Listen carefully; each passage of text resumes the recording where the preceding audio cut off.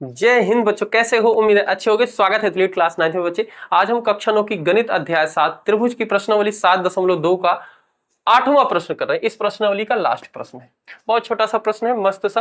कह रहा है दर्शाइए कि किसी समबाहु त्रिभुज का प्रत्येक कोण 60 अंश का होता है।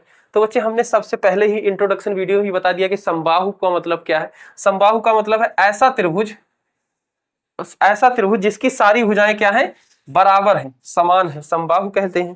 ठीक है, तो एक हम त्रिभुज ऐसा बना लेते हैं जिसकी सारी भुजाएं क्या है, समान।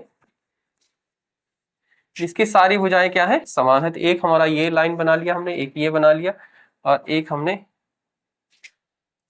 ये चाक क्या है, एक हमने ये बना लिया। ठीक है, कोशिश की है कि तीनों भुजाएं इसकी बराबर हो। ठीक है, बराबर दिख भी रही हैं।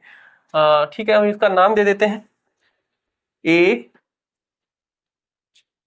बी और सी। ठीक है, इसमें क्या होगा, समबाहु त्रिभुज है, यानी कि समबाहु त्रिभुज यानी कि ये भुजा तीनों भुजाएं क्या होंगी, बराबर होंगी। तो यहाँ पे हम हल में लिखेंगे। ठीक है, क्वेश्चन समझ में आया क्या? दर्शाइए कि समबाहु त्रिभुज का प्रत्येक कोण 60 का होता है। हमें सिद्ध करना है कि कोण ये तीनों क्या है, 60 अंश के हैं। ठीक है, ये सिद्ध करना है। तो बच्चे समबाहु त्रिभुज बना ले, यानी कि सारी भुजाएं बराबर होंगी। और जब बच्चे सारी भुजाएं बराबर होंगी ना, तो इसके सारे कोण भी बराबर होंगे।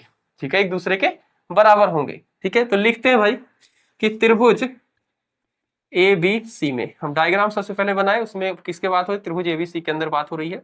इसमें आपकी ए बी भुजा बराबर है ए सी के, और ए सी बराबर है बी सी के। ठीक है, यानी कि ये भुजा इसके बराबर और ये भुजा इसके बराबर। ठीक है, तो सारी भुजाएं एक दूसरे के बराबर है।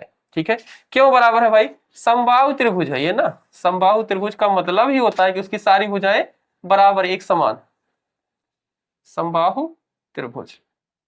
ठीक है, या फिर लिख सकते हैं दिया ही गया है प्रश्न में, क्योंकि दिया गया है कि समबाहु त्रिभुज है और समबाहु त्रिभुज है, तो यानी कि बराबर होगा।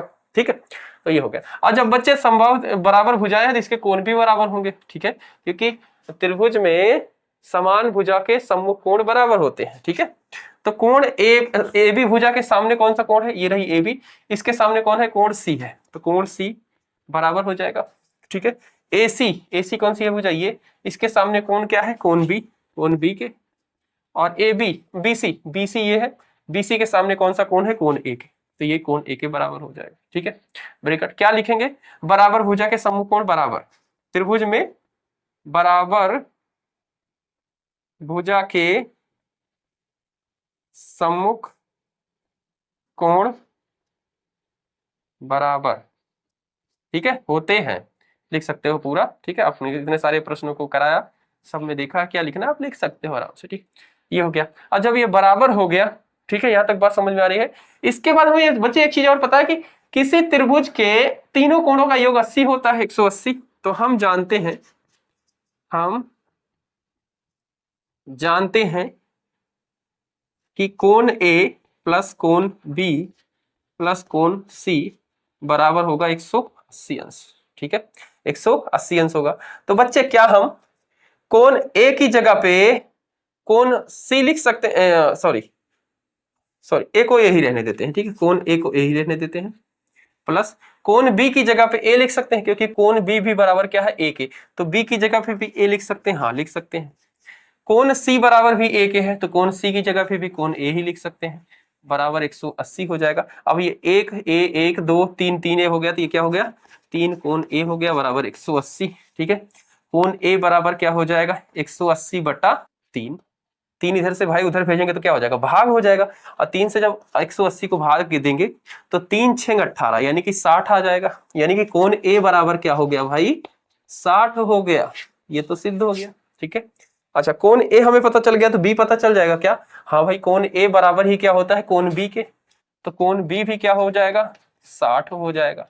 और कोण बी ही क्या होता है, बराबर सी के होता है, तो कोण सी भी क्या हो जाएगा, 60 हो जाएगा। तो इस तरीके से हमने ये कोण भी 60, ये भी 60 और ये भी 60 होता है, त्रिभुज का प्रत्येक कोण 60 होता है, सिद्ध कर दिया। ठीक है, तो उम्मीद है बच्चे समझ में आया। कोई दिक्कत है कमेंट कर सकते हो। मिलते हैं अगली वीडियो में। जय हिंद, जय भारत प्यारे बच्चों।